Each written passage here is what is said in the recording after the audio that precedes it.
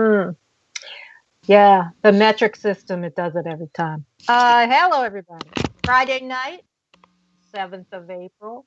It's National Beaver Day. I don't know if you guys knew that or not. Oh my You're listening goodness. to, it's true. Not that kind of beaver, Bernadine. Okay. Oh, And you are, okay. well, but anyway, this is the Supernatural Substation on the United Public Radio Network. Go look for us. We're on Pal Talk and just put in United Public Radio. So we're back for another great weekend or another great Friday night, and we have a great guest coming up at around 9:30. I had him. He and his wife on previously prior to Bernadine and I. Me inviting Bernadine to jump on board. So, and that would be Ken Deal and his wife Farah. And so they'll call in, I guess, about a half hour from now. So, what's up, Bernadine? Um, Hanging around, being kind of bored lately because I had surgery on my arm, but Yeah. got the stitches out, and I'll be back to doing my crafts and getting back to my old self. But Yay. sitting around with stitches, you can't do very much if you can't lift on anything. So sitting around eating is not helping me. Well, you would think that I lost somewhat because of the tooth extraction, but no, of course not. More Because ice cream. yeah, ice cream and and as far as I can tell, the bone that they put in me, whoever it's from, I'm not, manifesting or, developing any like, split personality disorders. I'm still waiting. Seriously, I mean, they had to put that cadaver bone, and that's what they call it. It isn't like, we're going to do a bone Oh. graft. We're going to put cadaver bone, and they even write it on the thing. And I'm like, cadaver, Well, no. if you change in any way, I will let you know. But that is not your personality. If I get a deep accent and start asking for escargot or Hungry Man dinners, you'll know. Yeah. Or But you there's want a Harley Davidson? two people up in my head. Oh, Yeah. goodness. So, I mean, bone didn't all come from the same source, you know what I mean? Well, Mm-hmm. anyway, we are into the month of April. This is our first show in April. Or is it? Yeah, because we did Yep. before April Fools. Yeah. We're fools all the time. So, Bernadine had a subject that she wanted to talk about, but I wanted to tell anybody who's listening or who may come across this one, this message in a bottle floats out there. We are making a Facebook page change. Anyone that might catch this that was on the previous Supernatural Substation page, will find that we have moved and there's a notification there, and we have created a new page called The Supernatural Substation. It's got a lot of content, not just about the radio show, but all sorts of dark and gloomy and exciting stuff and stories and stuff, just from all over the web, and pictures to I guess trigger whatever dark triggers in you. So, and I get, we're working too on the YouTube station or channel, and that will be coming up soon. So Ken Dean and his wife are demonologists, among other things, and a lot of what they do is work with people who have no idea what they're doing when they're fooling around in the occult. So Bernadine suggested that we talk about dabbling in the occult. And she sent me this link. So, it's young people ask, dabbling in the occult, what's the harm? So, what's the harm, Dean? There's a lot of harm. And what we do when we speak at conventions is we talk about that type of harm. And teenagers dabbling in the occult, especially teenagers, because they're more susceptible to spirit attachments. When you're older, you should know right from wrong. But when you're a teenager, you're coming up into that. And I think a lot of it they see from TV and trying to find their individuality and space their self. And I spoke to my niece the other day, and she was, explaining how in school now, I mean, it's been a very long time since I've been in school, but now they have these little cliques.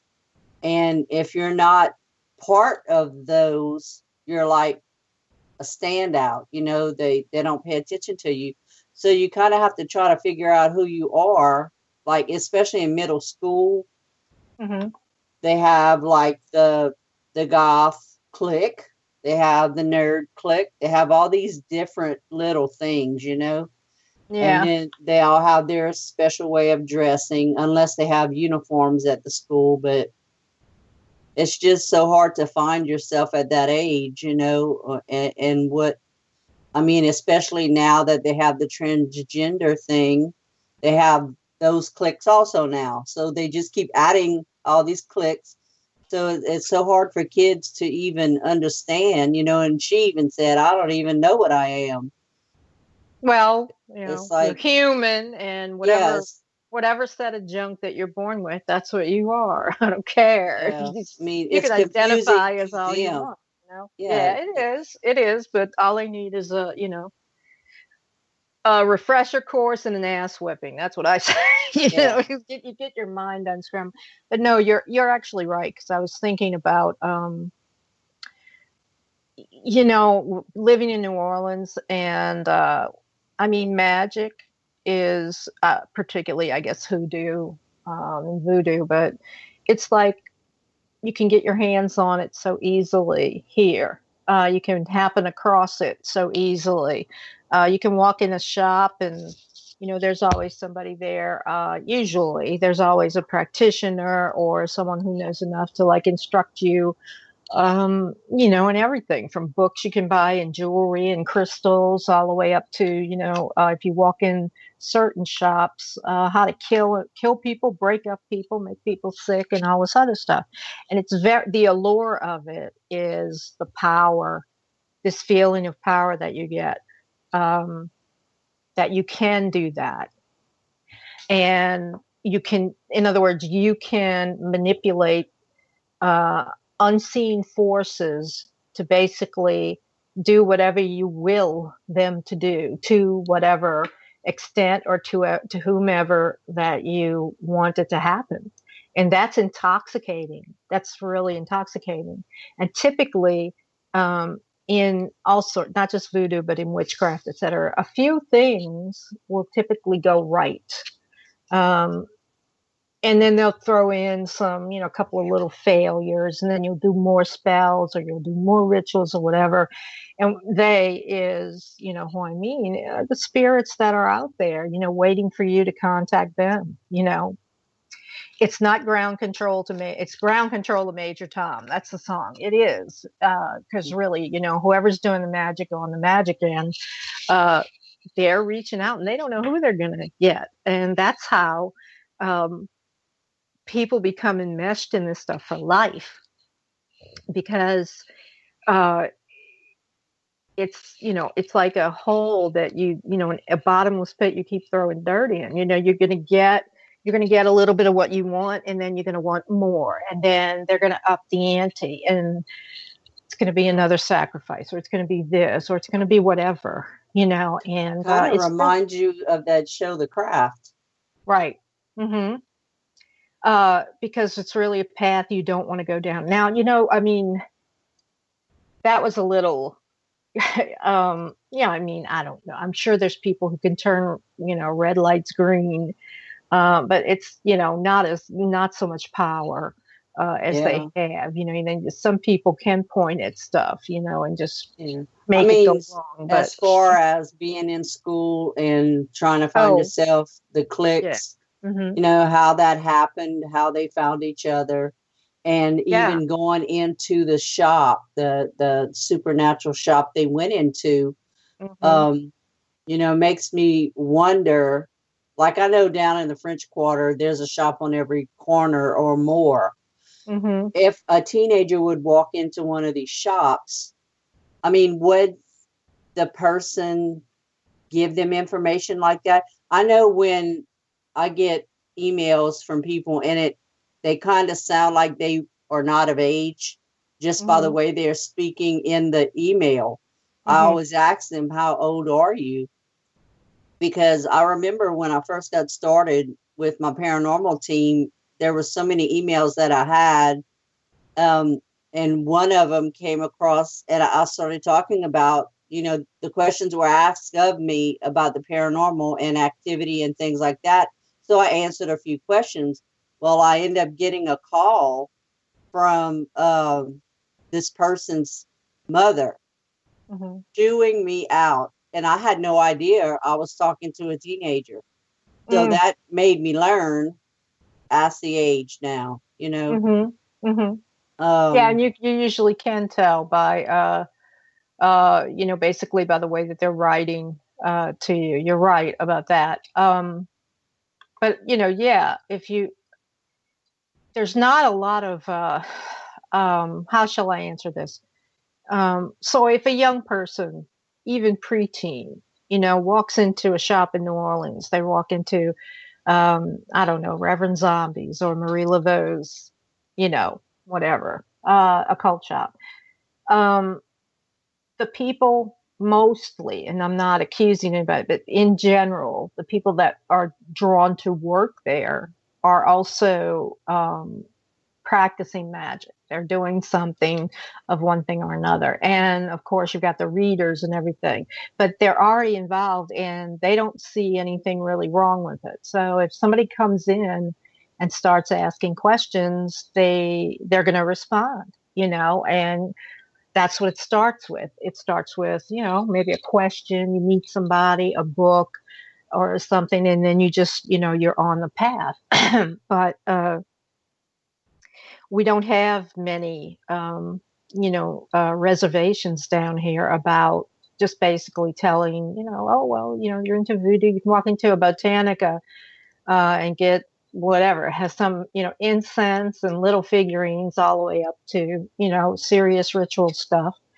And you're in there with people who also know it, and not just the people working there. But if you ever happen to go in like I don't know, F&F on Broad Street, and you're in there with some really, people who are really doing it. They're either doing Santeria or they're doing voodoo or Palo or whatever. Then it's a real eye opener, because you see the guy behind the counter or the guys behind the counter are practitioners, and then you see the practitioner across the counter, and it's, if you don't know what they're talking about, it's like they're talking in code.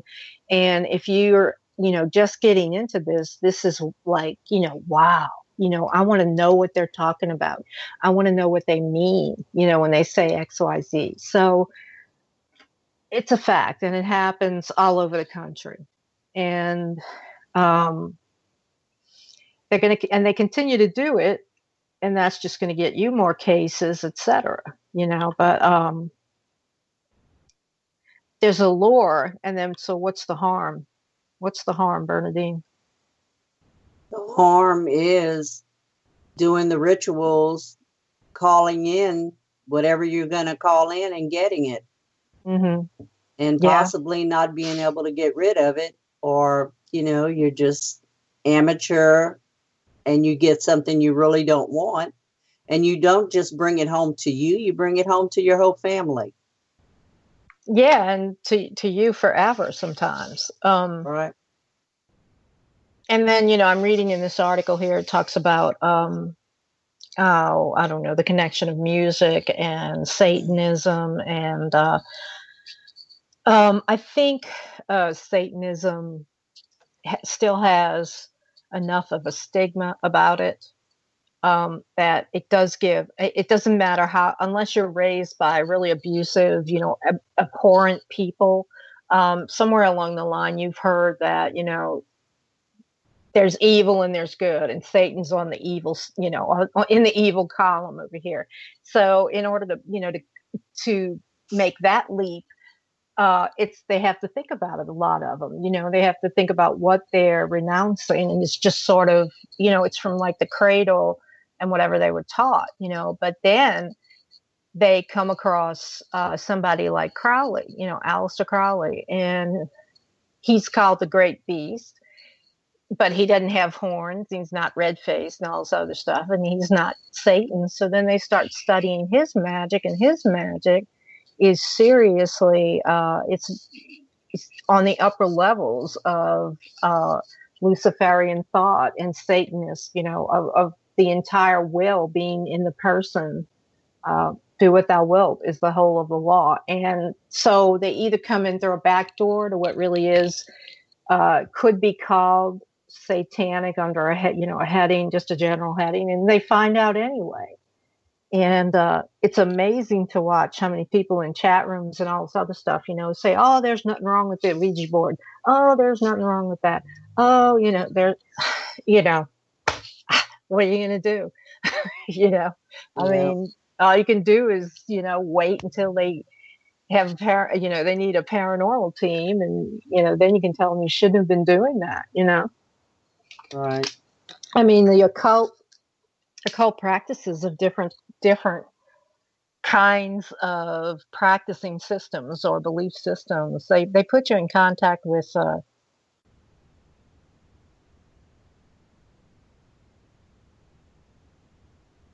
sometimes you have to deal with getting through, the sort of prankster spirits and all this other low grade stuff, and even ghosts can attract, the other things. But it's that feeling that they get of, I finally fit in with something. I can control my world or life or house or whatever it is.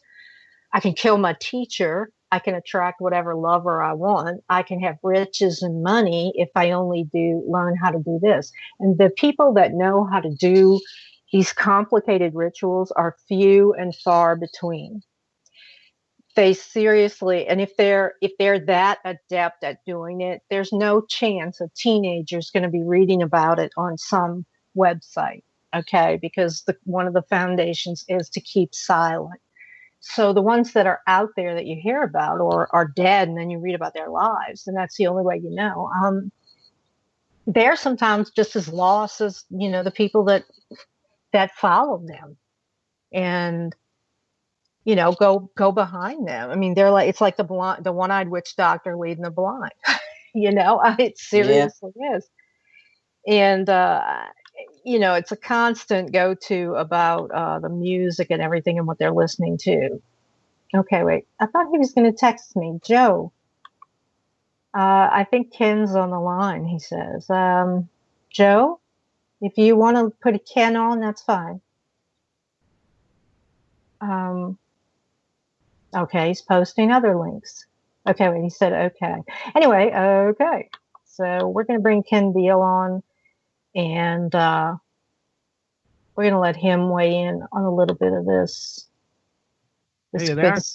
Hey, I'm here, Ken. We're here. Hey, Ken.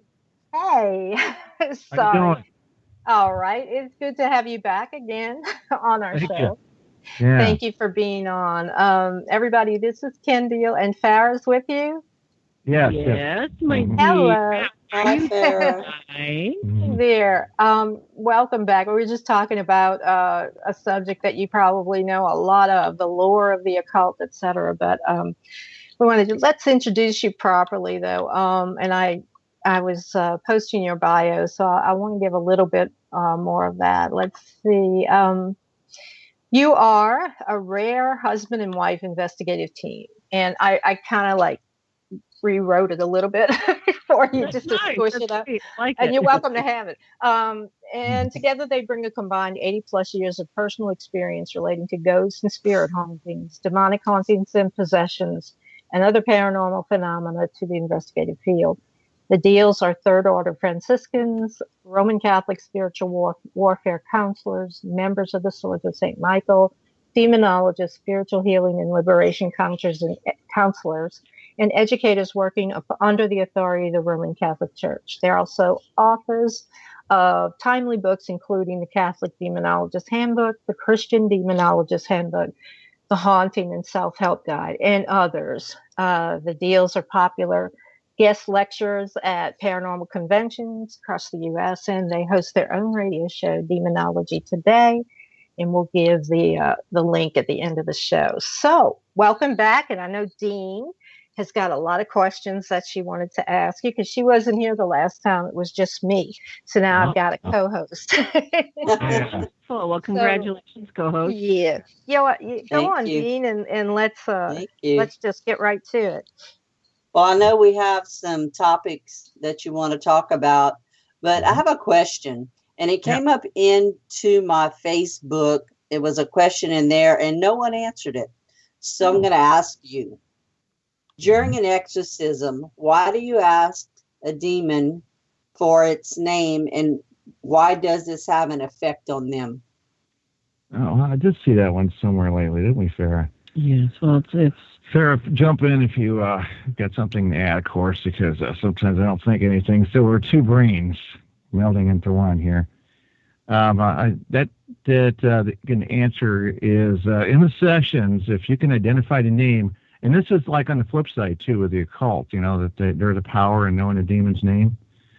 And that's the first reason. And when they're really a tough one, some are so light that all you got to do is just sport a crucifix and throw some, sacramentals their direction, and they'll leave. Not in possession as much, of course. Some aren't going to take 20 minutes. Father Bob was talking about that. Sometimes they'll take a crack at that's Father Bob Bailey for the listeners, in case you don't know what we're talking about. A case, and then you don't know what level that this is a problem, to where they're possessed, and you're going to have to, take it to the diocese and get an exorcist. And he spent 3 hours on it. And I would be like, yeah, definitely, this is a higher demon, and that's probably one you're going to want to try to extract the name out as an exorcist in order to get the power. It also works when you can identify the type of spirit it is. It's kind of a classification or its nature, such as, let's say the person and the case is exhibiting signs of succubus or incubus, like the Reagan character from the original Exorcist movie was shouting profanities and saying F me, and all that stuff. It's, I would suspect automatically, like the Ronald Doe story, they're saying they believe that he was having an incestual relationship with his aunt. That would be one of my suspects, just by the way the possessed was acting, because they all don't do that. They're mad and they cuss at you like a dog, that's a rabbit and gets cornered, is going to show its teeth and just go crazy. But the nature starts to show up in the haunting and stuff, the sexual advances by unseen hands. And so you might already suspect it to that point. And then just call it out, say spirits of lust, name all the ones that might be related to it, spirits of, immorality, spirits of rape, because, a spirit may eventually move to that type of spirit may eventually move to there, but anything to better clarify? Well, I'm gonna wrap it up here in a little bit more, shall we say, orthodontist terms. When you're getting your tooth pulled. Oh yeah. We're gonna get down and get dirty, nasty here. What you've got someone in the room that has an entity in them that is not good and that wants them to die. They were allowed and given legal right into this human person by some means. This entity is very ugly, mean, and nasty and will do everything it can to hold on to its human. Consequently, the person going in to do the liberation, deliverance, the exorcist, or the deliverance minister, such as Ken and I, are there to beat the hell out of it. Okay? And you start by causing it pain. How do we cause this thing pain? Well, if you're a typical bully, you throw some punches, kicks, pull some hair, get out the knuckles. Well, the deliverance minister does the same thing. We start smacking it with holy water and listening to it scream. Then we start using all sorts of saints and angels and everything else. And basically, we're calling on the spirits to help us kick out the bad bully. And it's screaming and yelling and cussing and telling lies and biting and kicking and, depending on how bad it is, taking 3 to 5 people to hold it down because it doesn't want to come out. And, when I'm going to get to the point about the asking the name, demons are legalists. So the lowest level demons that are very, very easy to kick out will be kicked out first because the biggest and baddest does not want to leave. So after 10, 15, 20 minutes 30. Usually at about 40 minutes, people are pretty wiped, and another session may begin. So someone asking for a demon name may not happen till 1, 2, 3, 4, 5 sessions. And then when all these layers have been peeled back, an actual possessed person, then the priest or the deliverance pastor will say, tell me your name. Because just like any other bully, bullies don't respond to any sort of people kicking them, beating them. They will hold on to their last breath because of pride. That pride is their downfall, literally. And the only way a demon will reveal his, shall we say, his principality, his ruling, is if the person doing the exorcism or the liberation has the faculties given by God only. I don't care how many books you read. I don't care how many times, you say liberation prayers. I don't care how many people, say the Hare Krishna over you and say, oh yeah, you're going to be a liberator. If God himself does not say, yes, I've given you the protection of angels, yes, I've given you a level of humility, yes, I've given you a level of strength in order to control your urges so that you do not soil yourself with the occasions of any kind of temptation, because everything we're attached to, the devils will use and throw in your face. I don't care if it's a Mountain Dew, it's a sex toy, or it's late night TV porn. The devil's going to throw it in your face. So, if the you're 7 deadly sins. Got that right. If you're asking for a name, it's going to say, "And what were you doing yesterday at 2:00 with that TV in your hand in the Vaseline jar, baby?" You can do this stuff. I am not making it up, okay? Yeah. So when you ask for a demon's name, you have literally kicked it to the curb so many times, and God has given you the ability to get that demon name out of somebody so you can use that name and cast it out in Christ's name. And, people have to understand that exorcism is a tool that is used by holy people in all sorts of faiths and cultures. Mm-hmm. But not all faiths and cultures poke it and kick it to where they actually get the name of the principality, the demon, in order to rid the person of this possessing entity. They'll lie, too. They'll give you a wrong name. And you can't go by how severe the possession seems to be, like activity, how it seems to be punishing the person, how hard they are to hold down or restrain, rather.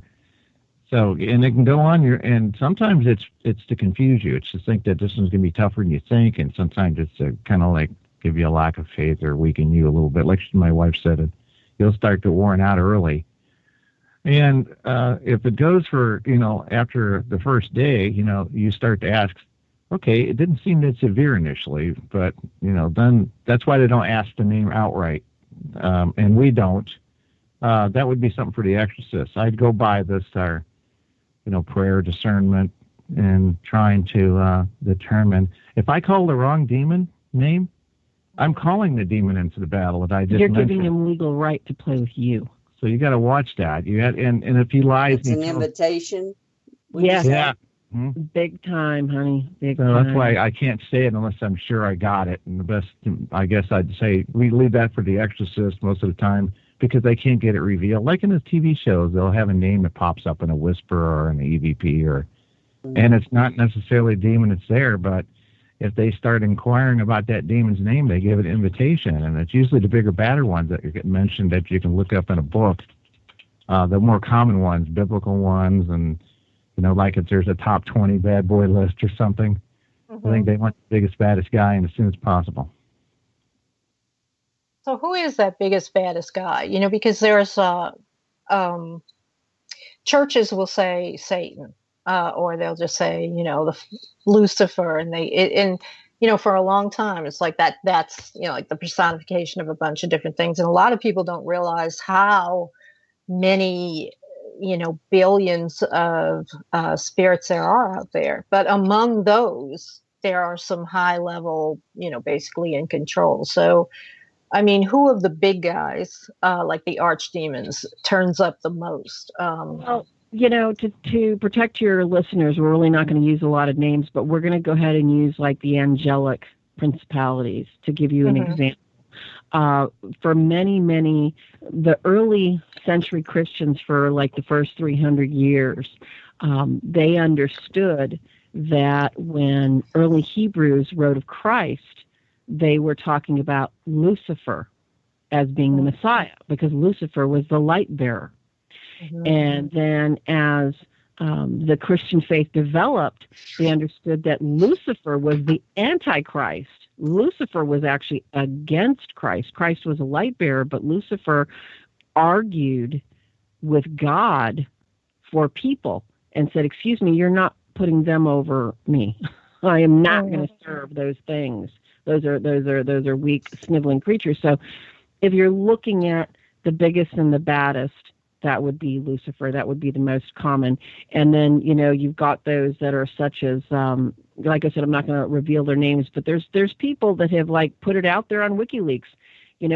Who's going to walk into the subway and go, hey, by the way, I heard you're having some problem with your quids. I just poked a pigeon in the neck to Moloch for you there, dude. I mean, what kind of interoffice memo is that? It's like, but I mean, that's another really bad one. But what you have is just like you have generals that have legions under them, the demons, the demonic are the same. And depending on their order and their rank says how many more they can call to bother you and to pester you. And the interesting thing is that since, the highest one, they all have no time, dear. They can come and go whenever they please. But the minions that are under them are actually limited. And that's the interesting thing, is that of all the billions of demons here that are allowed to run freely, on the earth, come and go as they please, the lower ones, which there is limited, they choose a time to pester your family or to pester you, whether it's 50 or 300 years, they're bound to that time. Mm-hmm. Isn't that strange? It is strange. Common ones that come up is the one that's mentioned in the Bible. I don't like mentioning names. And there's 900 whatever prophets that were under this demon, begins with a B. That one comes up as a higher general, but it's not the one in there. He has a hierarchy. Like you can almost categorize it down to 7, 9 big things, and they'll have smaller ones under them, and each as it goes on, they'll call in the bigger ones, and eventually, they don't trust the little minions to try, because they'll be stupid. They'll be babbling, and they won't get the job done. They want, when they get them to the possession thing, they want to get something out of it. They're cashing your chips in. The other one is the AZ one. It's the Hooded Spectre one. It's in that brand of black witchcraft. And that one isn't so much like a big bad one as it is. It seems like it has a lot of minions in his court, and each spell they put against somebody, there can be one per. So you might have several sessions on that, and you have to close their door, get them to break contracts and so forth, so they just can't come in. Imagine if your house windows are open, you keep kicking the uncle out, who's been staying through. And then he just falls in the back window again, So how many time to kick it out? How are you going to bind it away? You have to bind it away, but it's probably let back in, Yeah. It's like watching Cops on TV, car chase. It's similar to that, It's like I saw one that actually did jump in a window to get away from the police. But it is, and I mean the internet has done so much damage. I don't mean damage necessarily with the knowledge that it gives, but I do mean that, because anybody can just find anything, and like you will, like it comes to mind the Necronomicon written by Simon, the little black paperback. It's the black cover, and what is contained in there is are portions of really, really potent spells. Like you come into the middle of something, and that's one, and then they'll give you another one. And all these things come from Enochian magic, or, Persian sorcery, or you're working with whatever. And it's like they, one of them calling to open the gate, and there's no, it's like the next page would be blank, and they can't. The Egyptian Book of the Dead, honey. Oh my gosh. Spells are conjuring right there. I mean, you can't get through the first chapter. No, And you shouldn't read out loud because you'll probably No. wake up. No, but seriously, no, I know what you mean. And even older books from, the Sumerians and, the Persians have a pretty formidable sorcery. And, this is found anywhere. Like you'll maybe the Dictionary of Angels that's been pretty standard since the end of the 1960s. Well, it's every angel that you could possibly think of. Mm-hmm. And also a lot of those angels then are associated with a lot of the demons, the ones that, that the Jews, that Hebrew tradition placed on, the adverse side of the tree of life, So those guys are the ones that have been here since God, because they are, according to the Hebrew or the mysticism of the Jews, they were the cast off pieces of God. When he was pouring and he was emanating creation, some things, some areas just could not hold it. And so like a glass bulb that breaks, they broke onto the other side. And each of those has a name and characteristics associated with it, so it's like I want to pull my hair out when these people are running around going, oh, I got the new Enochian magic this, and we're going to try this Aleister Crowley thing and the Ouija board. No, it's like you guys will never have a time when it's like, hey, we have nothing to do. It's just, you know what? You just hit upon the most important point of our work, my dear. Curiosity may not kill the cat, but it'll torture the hell out of him till it does. Yeah. Or kill itself. Right. Yeah. And you can't get it off of you once it's there. I mean, there are little ones, but then you never know because they hide, the larger ones hide behind them or the greater ones hide behind them. And I mean, in their own purpose, and I'm going to let Bernadine come in a minute, but in their own reality, the kingdom of the shells, the Qliphoth, they serve a purpose in this vast cosmic plan of God's, but it has nothing to do with us. Like here, we shouldn't be bringing them into physical manifestation. They have a purpose, which is to devour the cast off souls and the spirits that are not going to be with God. And so they are sort of like the cleanup people, like the cleanup lady or whatever. They're sort of like the ones, they're the ones who God sentences someone to hell and they mete out the judgment on it. Not the judgment, but, the punishment for it. And it's eternal. So I don't know why anybody would want to, try and get in touch with one of these guys. It's like, leave them alone, But anyway, Dean, I know you have a couple of questions that you wanted to ask. Yeah.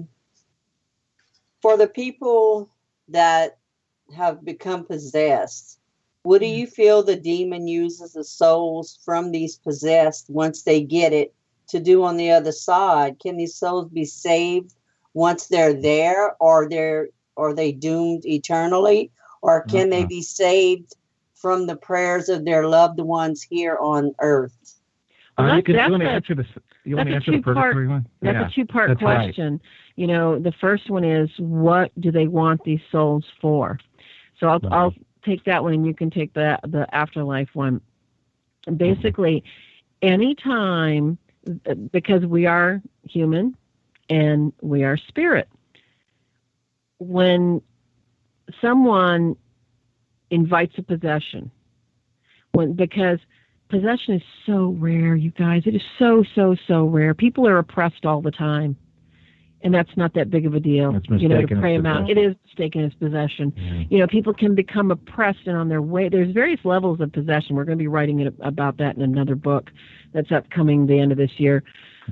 What you have is you have a person, you have a soul that is not only turned completely away from the brilliance of the Creator, but is turned away from all the promises, all the hope, everything. Now, there's two elements here, all right? There is hopelessness, and there's also willfulness. The willfulness of pride is the soul's undoing and allows the demon to be, anything you can imagine with a marionette, that is how a demon can use the soul after it's dead, because God has wiped his hands free and given every individual here free will. So we've got that free will. I'm sorry, it continues after death. We still have free will. We don't have to walk toward the light. We can go back toward the darkness even after death. And if that's what our soul has chosen, those demonics can use us as little puppets to entice anyone in our lineage, including people that had any association with our lineage. And consequently, as I was saying, there's two sides of this coin. If the person that is possessed did so out of a right mind, let's say, like a severe depression, out of a mental wearing down, where the person just didn't want to live anymore and they committed suicide, wrong slot to pull on that one, buddy, because the angels will be right there fighting for that soul, saying, wait a second, God knows the heart of this individual. You can't have it until God says so. So when someone is decreed possessed enough to the point where they commit suicide, God knows that. They're not going to hell, okay? Know that. Yeah. Depends. That's true. It really depends. Politicians I know well. Well, for the most part, most people that do commit suicide, they just, like Robin Williams. What a beautiful soul. What a beautiful man. I mean, how many charities did nobody ever knew all the people that he supported, okay? But he could not take the pain of being Robin Williams anymore and living up to what, was pressing on his mind that people expected of him. And fortunately, God knew, his heart. As far as I know, nobody's having dreams of Robin Williams terrorizing him in the middle of the night. How about you, Ken? Have you heard of that? Let's see. I dreamed I was working the other month. You are so mean. Leave my Robin Williams alone. Yeah, but look. I can fill it on the go blanks. on, Ken. I'm sorry. Go on. Oh, okay. Sorry. Just if it pleases the court. Go on. Humans working with demons, was that part of the questions at all? Because it's kind of like, what do they do after they die as a possessed that's soul? what I answered, that they can be used as puppets. And then the second part of the question, too, was, okay, now that the possessed person is dead, can they be forgiven? Are they eternally damned? Can they be saved? Well, see, that's the thing. See, only God knows if they're damned. We assumed you can be in the deepest levels of purgatory. Like, let's say Jeffrey Dahmer had a last-minute thought. Maybe I'm evil. Maybe it came to him. But what's they going to do? They let it happen? Got to pay somehow. At least not even community service. And then we talk about purgatory. That's the Catholic name for it. Everybody, purgatory, that was made up in the Council of Trent. No, it was. It was reaffirmed in the Council of Trent because it was challenged by Martin Luther, we call the rebel. But there is evidence, but the church sometimes holds back some information about purgatory because they don't want you to think it's a safety net. So they spend time talking about, and I guess you're giving it our denominations do in some way, even though they don't believe it, because they think it's if you think that you'll miss hell, won't try as hard to because you'll just figure go to purgatory. Okay, that's fine because life sucks, and you don't realize how bad purgatory is until you get there, and it can have these ghost type of experiences that explain ghost activity, or it can be a temporal punishment for guys like Jeffrey Dahmer, who deserve it. I think God would say. And I think that it's one place. I think that there's forms of purgatory that aren't necessarily in this place, the hell region, so to speak. And then there's ones that are for learning and unfinished business, as they say in Casper's movie, where you have a spirit lingering here in the earth. And sometimes you see a suicide, as a living person witness an apparition repeating their suicide, like that old William Cott movie called House. That was just once, I think, And you don't know why. Maybe it's because it's repeating because they're spending that day over and over again, maybe once a week, and, trying to learn to appreciate life or something. We don't know. Well, anyway, I'm getting off topic a little bit here, but so I think that the regions of hell and purgatory intertwine. You can go as deep, but it's how long you're there is the question. And I think Judgment Day is really going to be that final day when they're going to basically tally up, as a last resort kind of thing. How many people prayed for that deceased uncle or that actor that you love? Like, where did John Candy go? Where did Lucille Ball go? Where did Michael Landon, your favorite stars, or Robin Williams, as you said? And I think that, it was very clear in the movie It's a Wonderful Life, I think from a reality standpoint, even though it was a fantasy movie, that prayer is what saved and brought an angel to George Bailey. And I think that as long as they can be in some perpetual state where even they don't know if it's permanent at some point. Now, this is just like I said, it's a theory, but I think evidence points to it, and I think the church wants to shy away from a safety net idea. But on the bad side, what if you stop praying for your uncle? He was a great guy in a lot of ways, but he liked his cigars and porn and, all these things. He might have been mean to his wife and Drake to his kids, that kind of stuff. So we can never give up on deceased. Keep praying for Robin Williams to make sure that when you pass on, take care of yourself, that you'll get to hang out with him in heaven and maybe even do a mock set of Mork and Mindy or something. Do work when you pass on, and this is the big one too. And Father Gabriel Amorth put it in his last book. Finally, he had it in an ebook too, with interviewed by I think it was called Memoirs of an Exorcist. It's only in Kindle. And I was glad to hear this and see it, rather.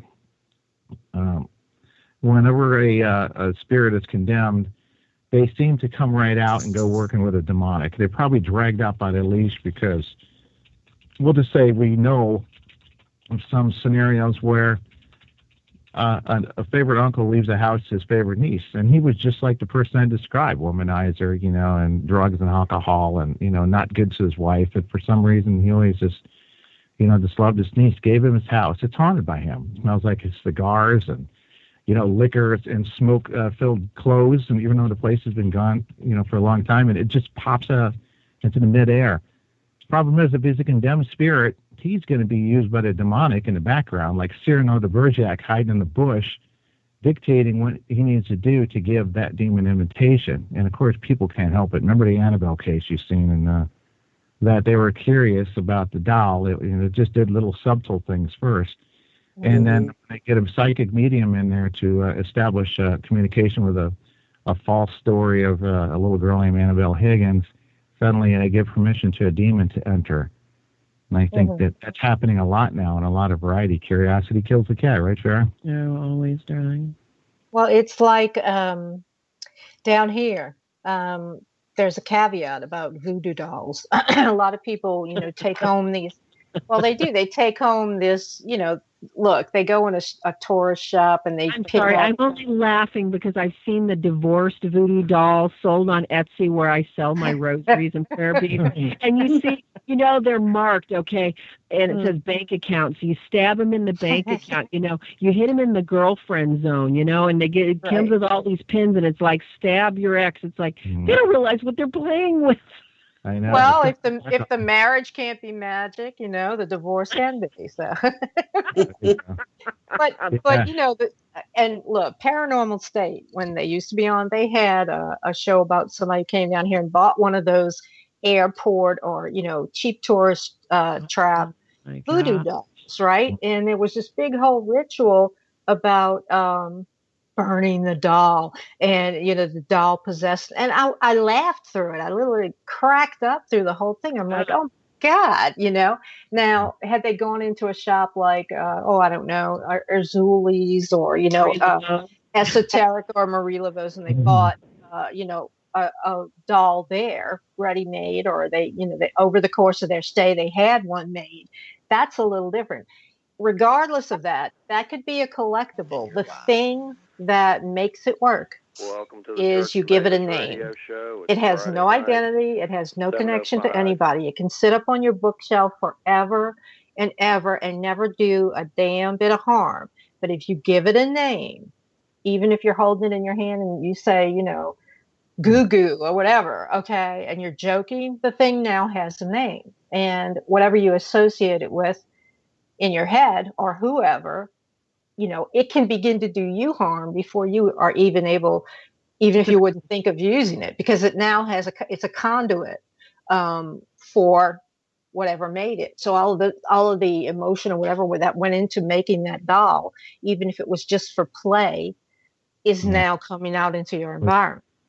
I mean, you see where, people are really pissed off about sewing, or something. And they're like, God, That's funny I wish I because could finish this doll, the Exorcist, Father Rippinger, going back to the demon name thing, getting a demon name in an exorcism, sometimes he says if it's particularly difficult to get the name out, and he mentions the other thing too, of course, but he gives it a name and then makes a binding association with it in certain prayer or, in a thought. And he says it seems to work, I don't know if he learned it from another priest or Aquinas or something, but that's the third one, I guess, that adds back to the other one you made me just think of.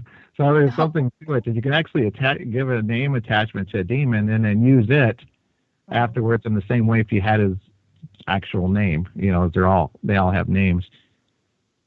Yeah, they do.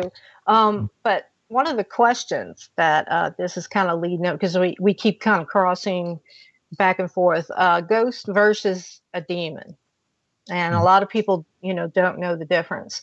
A lot of people, I tell a lot of people that there are evil spirits out there who are not demons, but that they are ruined, and they've been out there in the outlaw country basically for so long that the effect that they have on us is almost as bad as if we were dealing with a demonic spirit or a demonic entity. So it's hard, if you're just talking about the ghost of Uncle Eddie here, or the ruined spirits that are drawn to the human condition. So what's the difference, between a ghost? I mean, I can give you the official definition. Jump in, Farah, when you want to fill something in. Ghost, human, just means the spirit out of the body. And when you see a ghost, you don't recognize the person's features by technical description. It's an apparition when you do. If it's an uncle, it's an apparition of your uncle. But it's a mysterious shape or whatever. You might label it a ghost, unless you can identify it as a demon. And it can be, like I said, it can be a soul that has a penance, a community service, or it could be a condemned soul working with a demonic. There's never a condemned soul who, the condemned soul is a damn soul. That is not there's a demon nearby. It's not manifested necessarily. Like I said, they're working to make it forward. So that's the difference between we'll call them the good and the evil human ghost. And some people give it nicknames according to its mood, malevolent. I mean, even a purgatory ghost might have a chip on his shoulder, but, and then on the demonic side, of course, we just find it all works with everybody. We go, if we go to a Muslim house and they call them jinn, old Hebrew, Divics, whatever, one size fits all. They seem to believe that they're fallen angels. We've heard Wraith, and, you got Shadow Man, Hat Man, whatever attire has. We were poking fun at that one show, saying that, what if he wore a derby like Curly the Three Stooges? We call him Derby Man? But why would you, overclassify things when it's so simple as which one's good, which one's evil? And, of course, you can have some people who still have remnants of their of their evil past when they're a purgatory spirit. They may not even seem like condemned souls. Like I said, that uncle who was ordered to go and torment his niece in the living world didn't want to. You don't have a choice. Your demonic master calls the shots, and that's the life you led. When you listen to them your whole life, and and it most likely is the demon that you appeased the most through your bad habits and offenses against mankind and God. But the difference between we can go into physical descriptions and experiences and so forth, but one thing we know for sure, ghosts don't lie. Good ghosts, and angels don't. They don't misrepresent themselves or lie. Sometimes they'll jump in discreetly to save you and push you out of the way of a bus, and you get up, brush yourself off, say thank you, and they're gone, you know. And you swore you saw somebody, and they look like a human or a homeless person. But that's not for deception, you know. So there was one person who incorrectly said that every time you see a human ghost, it's an angel pretending to be it for some reason, even when they're asking for prayers, you know, for their soul in purgatory. And that was on Limited Grace on EWTN. Wrong. I mean, maybe one rare instance. I don't suppose I know. It's a grace to be able to go and ask your relatives for prayers or homeowners in your house, which is not. It's very rare that you can actually speak up and instead of see if I recognized a person and it's called an apparition, and I know they're deceased, and by default, you know, because we're Catholic and so forth, that we would pray for the soul. But in some cases, they have said, you must pray for my soul. Or Padre Pio had an experience with a monk who had passed, and he knew it was a ghost because he's Padre Pio, you know. And the monk told him, you know, how many masses, you know, which is kind of like a huge amount of prayers just in 1 hour, how many masses would free him from his state or his penance in purgatory of that nature. And he did them, and that was it. Never saw him again. So sometimes they speak, even though some of the theologians out there, I think even Father Fortea said in his book, that they can't speak, and that's not true. That's a good thing, I guess, about these things, is we don't have to deal with that much, and we don't get called in ghost cases. But I'm glad that we know that so we can get this information out there, just so it kind of clears up the confusion. Did you want to go over like the difference between ghosts, like if someone's trying to discern that with this kind of logical, you know? Well, let's go through Dean's questions, you know, because I think Dean had some more questions. Yeah, I have a good question. Well, I don't know if it's good, but it's something I had wondered about. I had a past client that claimed to be possessed, and we did have quite a few symptoms of him that I would say he was. But we kind of lost him because he wouldn't let us in after a while. But he would say that when he'd go to church, a Catholic church, that he would see demons on the altar. And whichever church he went to, he'd still see demons on the altar because they didn't want him to be in the church. But the question is, have you ever heard of that? In a Catholic church, demons that can be seen on the altar. I know people say they see angels in church, but I've never heard of seeing demons in church. Yeah, we have oppressed people that get that kind of stuff too. They have some diversion against the St. Benedict medal, and they're going by feeling and some sort of, like they're trusting some sort of sixth sense or psychic experience, which you can't do because they're in full control of it by the time you're oppressed and possessed totally. And they can give you anything you want, you know. And what's scary about that state, you might wake up in the middle of the night and see your spouse is a demon and then stab them. You know, it's happened. And so we got to watch that stuff, especially in every church. Now, you might run into a church and it might be a priest who's been, who is really a Satanist infiltrating and is out there, you know, and he's gotten all the way to being a Catholic priest, and all the masses are invalid. You can't serve two masters, as you know. But if you go to more than one place, it's not like the whole city's got Catholic churches with demonic. Anything to add to that, Farah? Well, he was trying to get help for his possession. Yeah. And that's what he would see on the altar was the demons. Yeah. Well, you know, directly addressing that question, have we heard of it, and have we, do we know the experience? Yes. And both from people that are delusional, from actually people experiencing it, yes, it can happen. It can happen in any church, the Catholic Church, Episcopal Church, Anglican Church, non-denominational church. That's what people don't understand. You don't go to church to feel better. You go to church to offer your time to spend with your Creator. It's a sacrifice of your own time. And when people go there to feel good, and they realize those feel-good beings are waiting to drive them insane, it's quite a shock. Because most people think that wow, I joined the Baptist church so I could get away from all this evil and ugly stuff. How come I'm seeing dark shadows over that guy there in the front row with his wife, and they look like a nice family and everything, and it looked like there was a dark spirit up there by the front where the pastor was. Well, guess what? Prince of Peace rules here.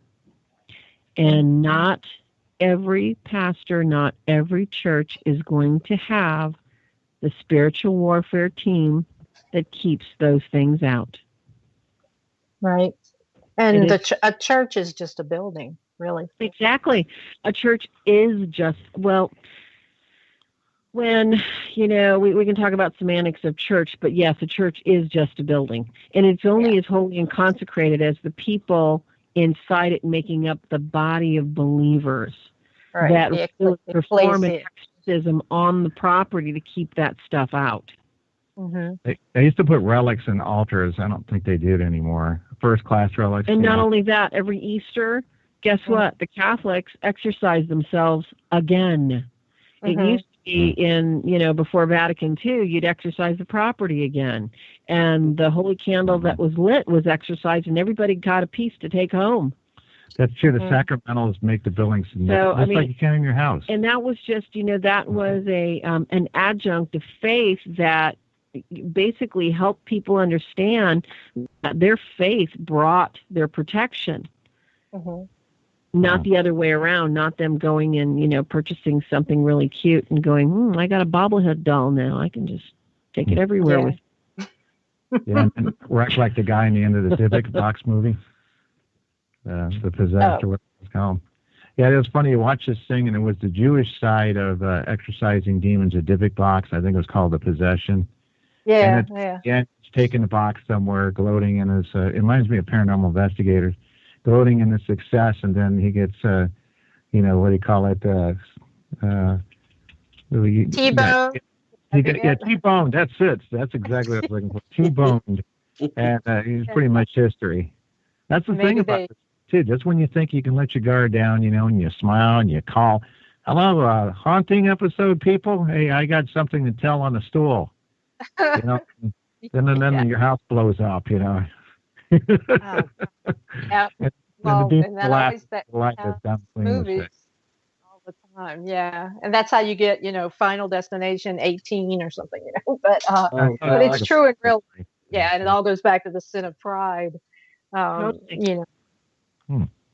Pride that we are not the ones doing anything, really. I mean, it's or when I say we, people like you who actually lay hands and are in there doing the spiritual warfare. The glory is not yours. It's God's. It's Christ, because it's under His authority, which is an interesting thing. I get a lot of questions a lot of times about why. When they're in dire straits, they've tried, the Hare Krishna, they had the Wiccan guy, they had all of these people, they had, the Protestant church, the Baptist, and nothing's worked. And then they call in a priest who does the Roman ritual, and, just for the sake of argument, they're cured, or it's successful. I mean, do you have anything really to say on that? I say it's because we are the Church of Christ, the one true church, and it's His authority, and they being the evil spirits or the demons, can't say no to Him. Do you feel that way? Definitely. It's not a matter of feeling. We've seen it. We know it. There is, because if we say, we feel like that's the only way to be, that lets people think that our feelings run our beliefs and our reason. Mm-hmm. Our reason and our faith lies in Christ. Yeah. And there is no other name. Even with the Muslim demons, even with the Jewish demons, even with our Native American brothers here from America, even their demons, the name of Christ works. Why is it the name above all names? I don't know, because God said so. That's all I can tell people. Because He is God. You see it in action, and it's amazing. And you might say it's a faith, but see, you hit it on the head. It isn't us when we do it. It's like one time we're praying about our first oppression case where we're going to be deliverance ministers instead of the paranormal investigators, which is kind of cliche to the Warrens and John Jaffis and all that, people who follow them. And then they'd hand it off to a priest or a deliverance minister. Well, we got in a stuck position, and we had to help somebody who drove 7 hours, and everybody let him down to Louisville. And then we went through with it, and it was successful, but it was more in the prayer was saying, just show up, I'll do the rest. You know, like Jesus was saying that. So in the church, I think the answer to that in a big way is it has its history, and there is a kind of a strange thing, today's standards. There was a head-to-head contest when Nicole Aubrey became possessed in the medieval times, like about 80 years after the Luther Reformation. And this girl became possessed. She was like 15, 16, and nothing was working. The priest tried, and the Protestant side, they're called the Huguenots in France, they heard about it, and they started sending their holiest people priest, and both sides were not successful. They, already validated she was possessed through basic tests, and it was a head-to-head battle.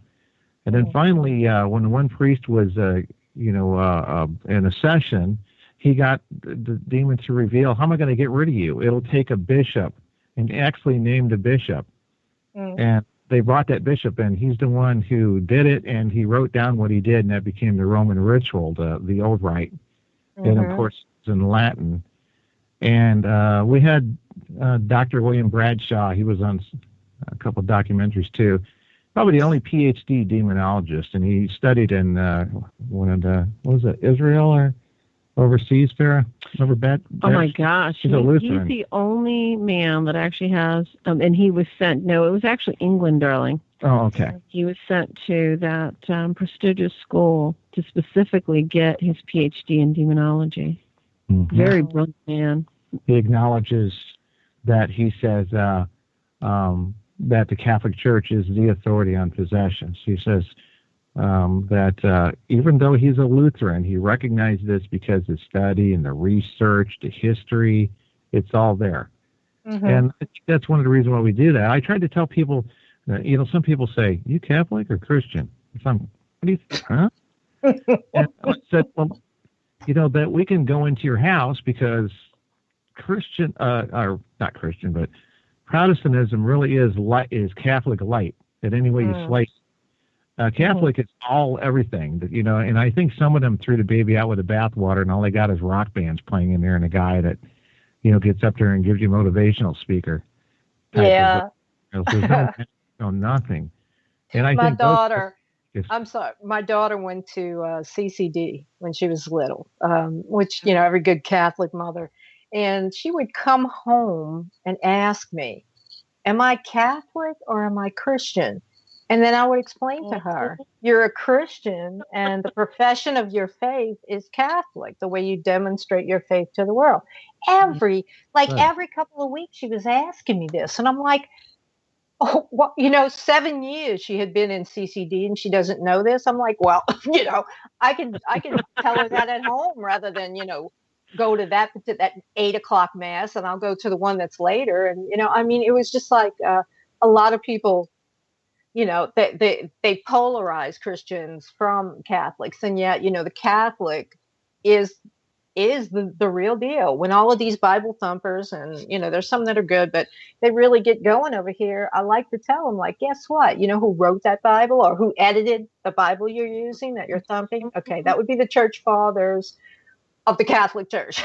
It's like they have no comeback for that at all. So yeah, you have to get apologetics. So we had to get good at apologetics. Sometimes, though, we can explain to non-Catholics why it works, like the significance of Mary. They'll say, oh, it's blasphemous, you worship Mary. I said 2/3 of it is from the Bible. They're Bible quotes, one from the angel Gabriel, one from her cousin Elizabeth, Mary's cousin. And the last 1/3 says, pray for us sinners. It doesn't say I worship you, Mary, or I adore you. It says, pray for us sinners now and at the hour of our death. Amen. If they only knew what the last line meant, at the hour of our death, your death experience studies and so forth, and I bet, you guys probably read about a lot of these things. People get tormented by demons when their soul maybe even not be in danger of going to hell. It's like one final assault. Yeah. my dad's uncle was dying, and he was a bitter soul.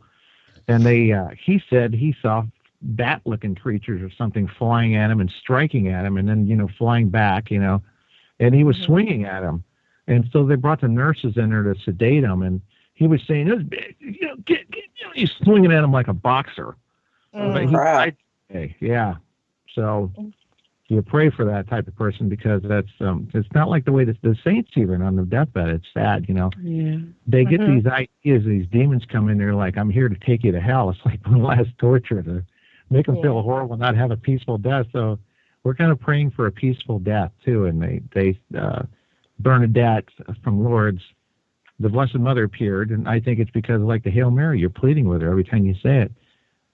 Be here at the hour of my death so I can have a peaceful death, because it doesn't merit one. It's just their nature. And it inserts that, I think. I think it's a wonderful thing. And well, I mean, we ask each other to pray for us, and it's simple as that. I don't care what the Protestants think. They call it a cult, and they call her the goddess and all this other stuff. It's like, nope, I don't care, because she is a being of light, and they will flee.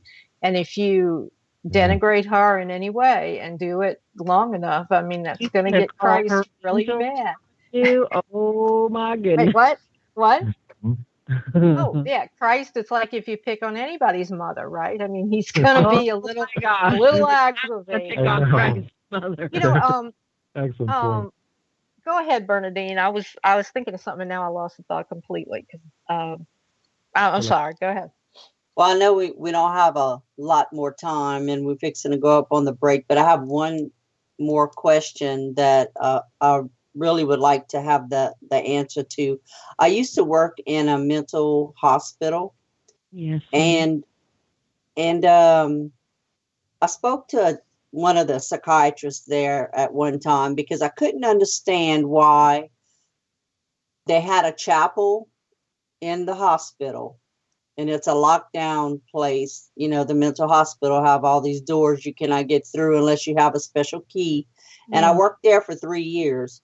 Well, I learned a lot about, trying to figure out the differences between schizophrenia and possession. And I asked the doctor, I'm like, if a person says they're possessed, which we had a lot of patients that did everything but turn their head backwards.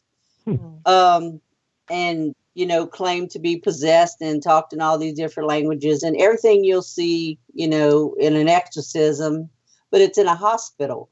And they try to sedate them, and some could not be sedated.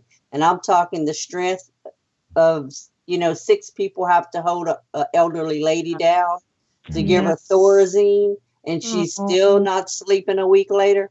Well, ask them, why can't these people go to the chapel, if they want to? They have to ask, and that's what the doctor said, they have to ask a nurse or somebody to bring them to the chapel. And I told him, I said, well, if they're in possession, they're not going to ask to go to the chapel. Nope. So, possessed. But he said, there's no diagnosis of possession, so we can't say that. All we can do is diagnose them with schizophrenia and give them medication. I said, okay, but I'll ask you this, and I'll also ask you this.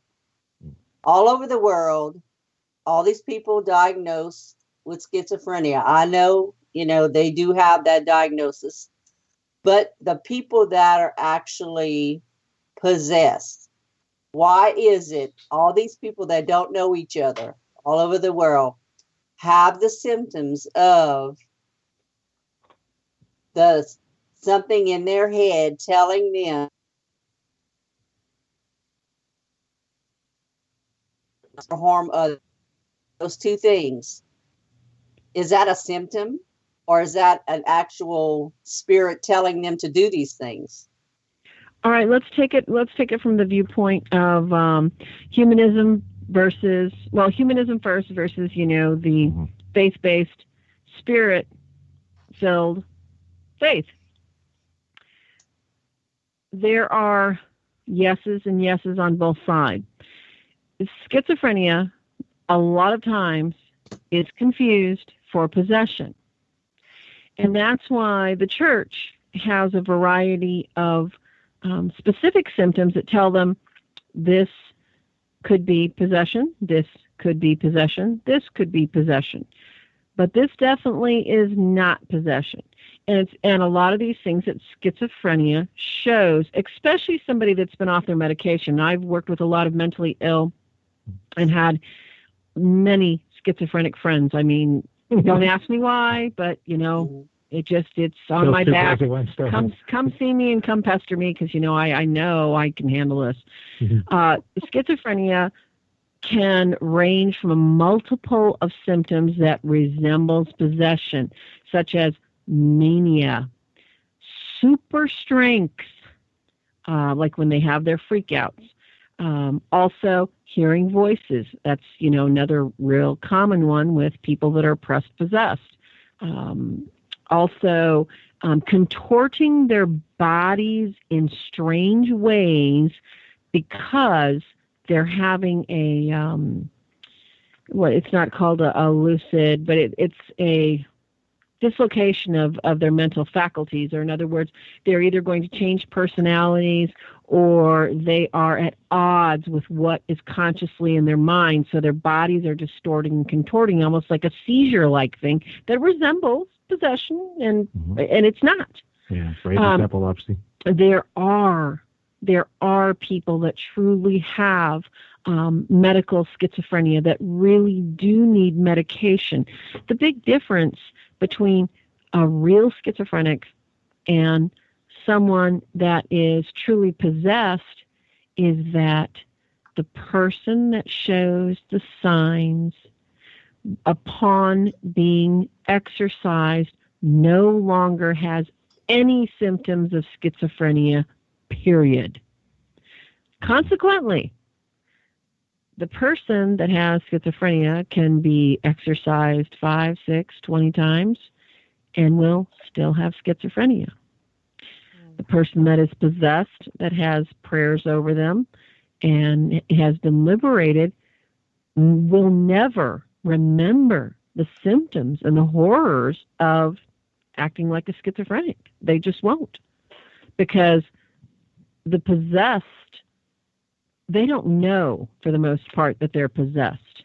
Unless they're in perfect possession, which they've totally invited it, then they know. And you're not, if you see somebody that's perfectly possessed, you should run, because you don't want to be anywhere near them. The people that are locked in a mental ward, though, you're kind of stuck with them, if that's the case. And the doctor cannot diagnose possession. No, because the doctor is coming from a humanistic point. They're using science. They will not consider faith. It's not their job. It's out of their purview. We're talking politics here. Apples to oranges.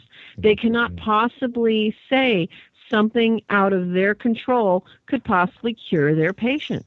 It's let's not even get into medicine right now. Someone, behind bars is only going to have a behind bars pill, injection, restriction, restraint, habitual daytime routine that this person has to maintain in order for them not to be over-medicated. And I do believe what the majority of our available exorcists that we can call have seen, have witnessed, have laid, many hours in mental hospitals, that if good exorcists were allowed into mental hospitals to do exorcisms on a daily basis, the mental hospitals would go from 100% capacity to probably about 30, maybe 20% capacity. Because I believe even the priests in the mental hospital that control the chapel, they would not even go door to door, room to room to help the patients, even for prayer. They can't. It had to be up to the patient to go to the chapel to get the prayer. Exactly. And that's another thing too, is that it's a very rare instance that you are going to have a possessed person that they have a relative that says, oh my gosh, this person doesn't want this, they didn't want it, et cetera, et cetera. Yeah. The person that's actually possessed, there has to be some indicator to the priest or the deliverance pastor that the person was actually not wanting to be possessed. They were not completely complicit in the possession for a priest to step in. Because what good does it do to free somebody from a demon when the person says, wait a second, I did all the rituals and spells. What the heck am I doing in this miserable thing? I don't want to go pray and do all that stupid stuff. And they can go right back to it. It's a confusing time. I mean, we had really is. In one weekend, we had 2 oppression cases, and both of them had symptoms. What was it? Associative or dissociative? It's a dissociative disorder. Yeah. One of them was, and the other one was just flat out said to have paranoid schizophrenia. They went away. Those symptoms. That's not possible. To a placebo. That's what they tell you. Like narcissism can only be limited or eased through therapy. They have no pill for it, for example. We suspect that that's some sort of spirit of pride on a heavy level. Isn't it funny that now conspiracy theories seem to be coming true?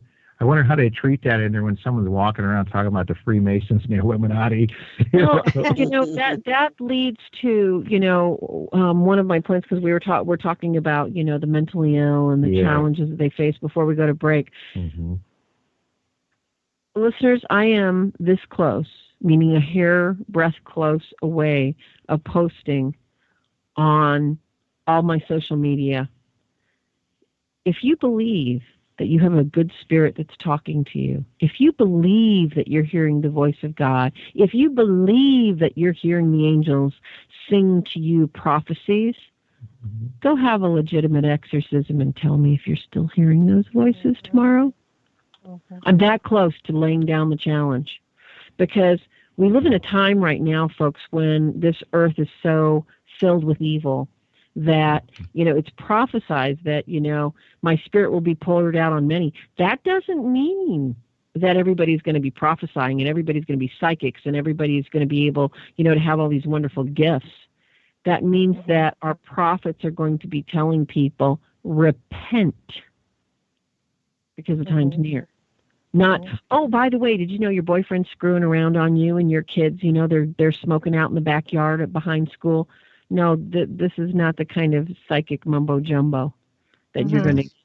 Or Sylvia Brown, your daughter's dead, or whatever, and she's not dead. Oh my gosh, that was famous one. Yeah, I'd like to see more people turn to confessionals, because confessional, as many exorcists will tell you, confessional will do a lot more than an exorcism, because your free will and the sacrament of a confession, the sacrament of a good confession, will do more than an exorcism or 4 exorcisms, because your free will walked in there and your repentant heart said, oh God, I'm not, I can't deal with this because I'm guilty. I did it. I'm wrong. And we know God loves a repentant heart. Yeah. And one of my sore spots is how people treat mentally ill people, because you cannot assume that just because that person's having a meltdown, that person's hearing voices, you cannot assume that they're just stupid or they're dumb or there's something wrong with them. You do not know the land they've walked, the things they've endured. You don't know if they were, because it's been my experience to know people that are schizophrenic due to severe rape as a child, that have become schizophrenic. They have actually, and schizophrenic just means that they're split.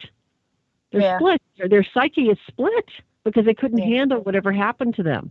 Now, like we were saying, whether it is natural and it is, basically from the body, or it is unnatural and it's from the spiritual, that's what a good demonologist, a good exorcist, lay minister can help somebody with. Right. We'd like to help them all, to tell you the truth. Well, we are, we've got the man in the booth is telling us, well, we've got 2 minutes left. We were going to take a break, and we usually let you guys go around 10:30. So, basically, I'd like to just thank you for being here. Oh, And if you can, I'd like to just give some information about how and where people can contact you, purchase your books. I mean, I know everybody knows about you, but maybe there's somebody out there who heard something tonight, so where can they get hold of you? well, listen, anybody listening, if you need haunted help, please go directly to our website, www.demonologytoday.com. And on our haunted help tab, we have a bunch of prayers. We have all sorts of things that you can do right now tonight so you don't have any nightmares. If you need to talk to us, if you want to run something by us, you can always call our haunted helpline, okay? And that is 573-990-1333. Once again, 573-990-1333. And guess what? We actually answer the phone, folks. That's good. That's a refreshing change from it. Well, we have, Thank you. let's see, CatholicDemonologist.com. Yes, we have Catholic Demonologists. It has the books and some other media there. I think I have a St. Benedict bracelet for men and one for women. And our YouTube channel called The Real Deals is, you get to see. That's right, we're on YouTube too. We're growing that one, and eventually it'll be all on YouTube in many documentary format, vlogs, spelled with a V and that sort of thing. And your Etsy shop is etsy.com/shop/Farah Rose. Yeah, one word, FARAHROSE, in case you need any Sacramento, St. Benedict medals or anything. Folks, thank you so much for having us. And thanks again for coming. Thank you for being again. here. Yeah, definitely. We would love to have you back in the future. I'm sure there'll be more questions. We spit out another book because we've got the haunted investigation. How a Christian and Catholic can protect themselves during investigation that we're just getting out. So thank you again. God bless you all. All right, same to you, and y'all continue the good work. God bless you. All right, thank you, dear. Bye-bye. Bye. Good night. Bye-bye. All righty. Yep, they know what they're doing and what they're talking about. I can tell you that. Yes. Okay, we're going to go to a break, and we will be back on the flip side of that with some closing comments and some other announcements. So we'll talk to you in a minute.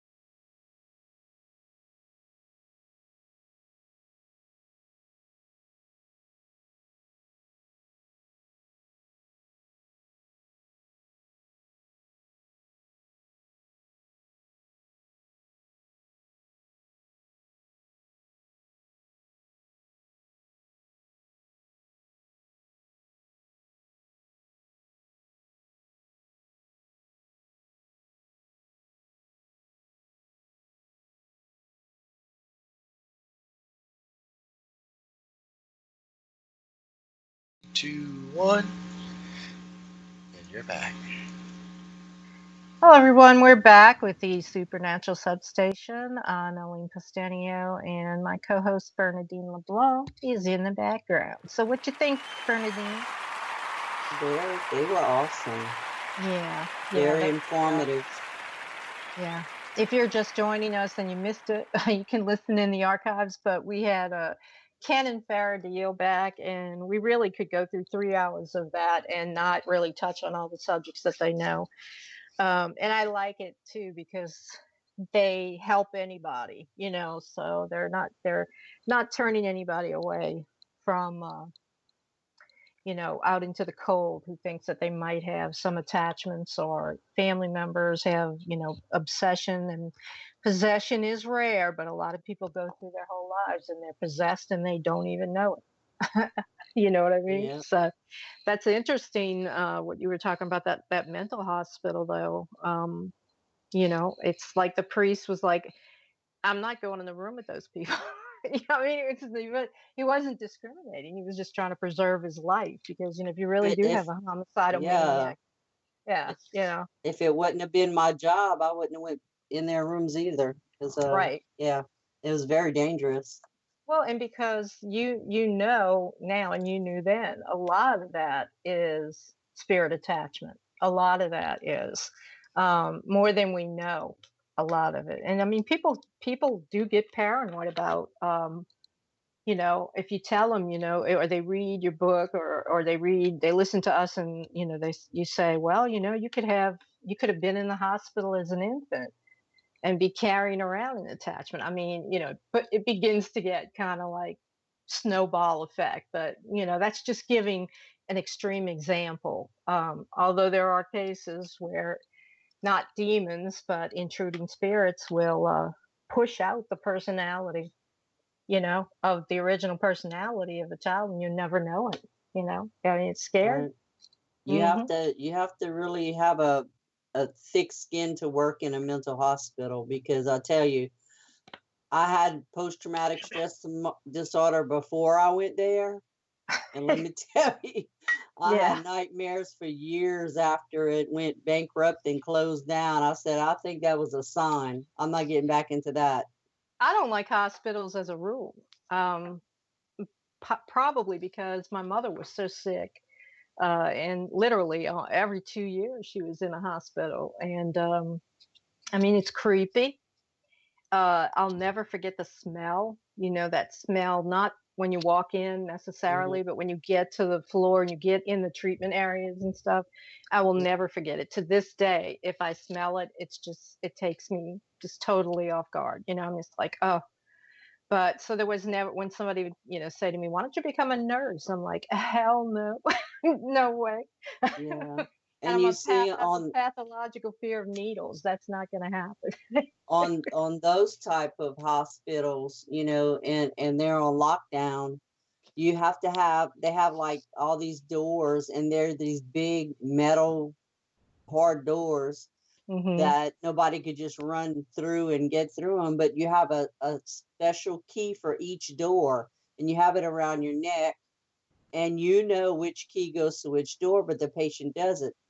If the patient would take the keys from you for some reason, by the time they try to figure out which key went to which door, we'd have them down. Yeah. But I mean, I remember my worst patient that I was one-on-one, and I was with that patient for I don't know how many hours, because she had attacked me. I was bleeding. And Oh, and I mean, this lady she was up for a week, and we had to put her on a bed and strap her with the leather straps, her hands and her feet. And I had to be one-on-one, which means I had to be an arm's length away from her at all times. Well, I wasn't happy about that. Well, when my shift was about up, the girl that came on after me, she looked at this lady and she quit her job. oh, So Lord. I had to stay overnight another shift with this lady because nobody would stay with her. She was talking to me, telling me all these nasty, bad exorcist type things, and her eyes and I'm not lying, her eyes went straight white Oh no. while she was talking to me, and then back again. And she'd go to herself, and then she'd come back and say all these rude, nasty, vile. And I'm trying to just, you're in a total person that's badgering you mentally, trying to get you, you know. Mm-hmm. And it's, yeah, that was probably my worst one. But they had a lot of people in there that, if I could have bought a cross to work with me and put it in their room or wore it around my neck, I promise you that would have Yeah, you happened. could probably have gotten sued for that too if they had set them It- off into, mental distress or whatever. they'd have probably stabbed me with it. Well, it's, and that's why paranormal investigative teams Mhm. scramble basically whenever it's a hospital. They want to, it's like they want to do it. And for some reason, if it's a mental asylum, they want to do that even more, which I don't understand that. But I do know that all of these places are, you know, they're the most haunted places you could possibly expose yourself to. And that's why they want to get in there and they want to, see who's in there and provoke and all this other stuff. And, I would never unfortunately, provoke, well, I never. mean, some people have been waiting to check out of that hospital for a while, and they might go home with you. And when Yeah. you think about it, even in 1924, because a lot of what I talk about when it comes to illustrating some of the dangers is Dr. Carl Wickland. He wrote 30 Years Among the Dead and published it in 1924. And it was 30 years of research in mental facilities and asylums. And he really put forward that at least 25% maybe. And that might have been a high estimation of people that were legitimately mentally ill of across the board of the places that he had studied and, researched. The rest of it, some form of spirit, either attachment, oppression, obsession, or in many cases that he came across, possession. And, you know, uh, you just don't want to put yourself near that. And I mean, this is very real. The way that they did it, that his particular method was his wife was a medium, and they would hypnotize the patient, but she would speak to the entity that was either attached or whatever was inside of the patient, and she would engage it and find out. And a lot of times she could get, she'd find humans that are scared and they're just attached to somebody they know and they don't want to pass on. But Mhm. I mean, it's good. It's a good read. And he's very clinical, and it really is something that another good book is The Unquiet Dead by Edith Fiore, and that's a little more modern study of what she encountered in her studies in hospitals, etc. So I don't know. I'm I hoping say, one day that they do, get that way in hospitals, and let people help those who need the help of that problem. well, I mean, it's Like the not. question that I didn't get answered tonight Mhm. was, why in the schizophrenia diagnosis across the world, people don't know each other, but they all say the same thing. They have voices in their head telling them to harm themselves or harm others. Why Well, is because it these two, things of all the schizophrenia patients? murder, there is a prescription against murder, right? It's Right. one of the seven deadly sins, or one of the most the sins that are hardest, I'm sorry, to seek forgiveness for. It'll send you to purgatory. Harm themselves, there's a prescription in almost every faith, that you kill yourself and you're going to purgatory, or you're going to hell, or it's that, those are the two things. And that's a quick way for ruinous entities, which maybe they were at one time human and they're now so ruined, they often encourage, they push and encourage people who are on the mental, borderline to do that. And many times, and again, this is through Wickland's research and Dr. Fiore as well, under hypnosis, the spirits have said, they'd ask, why did you kill yourself? And they're attached to someone else because voices kept telling me to do it. And then when they did do it successfully, unfortunately, they would see all of the spirits that had been around them the whole time, encouraging them to do it. It was just like almost like a prank to the spirits, like watch, we'll get them to do this, it's. Mm-hmm. And it goes back to what Farah was talking about that hatred that spirits, not discarnate spirits who have never been human, actually have for mankind. So any way that they can ruin prey us. on the weak. And right. And through the weak, they get to the, the willing and to the rest of us, as a matter of fact. So. Yeah, it's a gloomy kind of a subject, but you know what I wanted to ask them something too, but I'm gonna say this real quick because we're almost up at the end. Did you hear? I think I put it on Facebook. There was a little I say little 11-year-old boy who hung himself. It was a news story, and I think I tagged you in it. He was pranked by someone they're calling his girlfriend, which, I mean, at 11 years old, it's kind of like, but it's a girl who was like 2 years older than him. And some friends by text as well as on Snapchat, they were talking about how the girl killed herself. And she was one of the ones sending the message. And this boy went up, he was saying, I'm going to kill myself.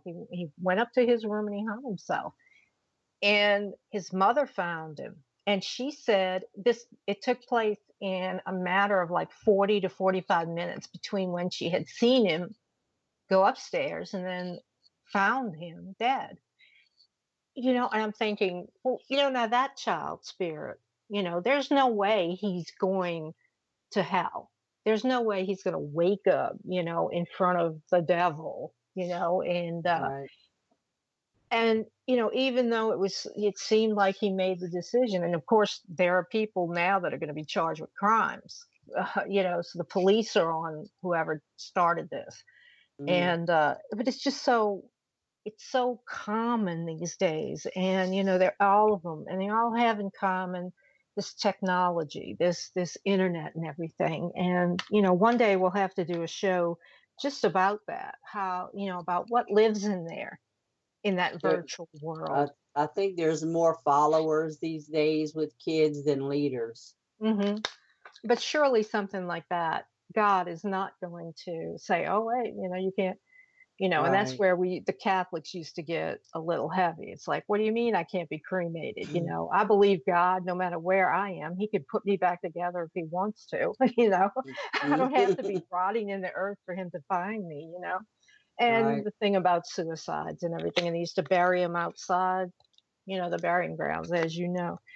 So anyway, another night, another showdown. Now, we were talking in the break, and coincidentally, Joe was talking about music, etc.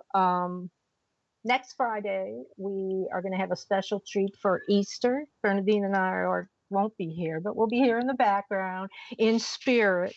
So you won't hear our craziness, but do tune in because we're going to have a special Easter show. I also wanted to once again let everybody know that our friends over at Spars Paranormal in Mississippi, the same team that is going to be hosting the Gulf Coast Paracon in September, they are having Meet the Spirits of Beauvoir night. And the next one, this is an investigation that you can do with the Spars team. The next event is April 15th. You can look up online, or you can contact Paula Westbrook at 769-926-8416. Bernadine, give your email or any way that if anybody wants to talk to you, get an investigation done or whatever.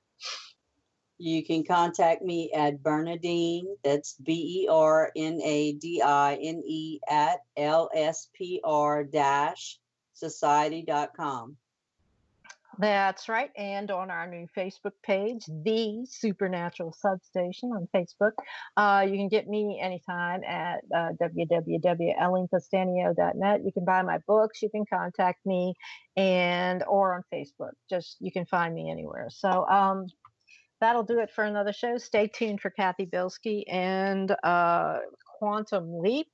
And later tonight at 2 a.m., the broadcast of Terminus. I'm sorry, I had a total brain issue right there.